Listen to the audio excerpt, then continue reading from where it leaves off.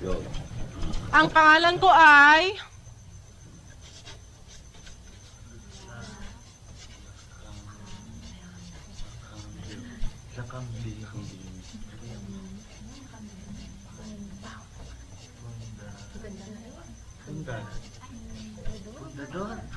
Lakambini Fundador. Wow, pare. Hard drinks beauty pala yan eh. Sino ang nagsabi ng salawikain na ang hindi marunong magmahal sa sariling wika ay daig pa sa bilasang isda? Ma'am? Uy, dali-dali naman yan eh. Si Berta nagtitinda ng isda sa palengke. Anong pangalan mo? Jose Rizal.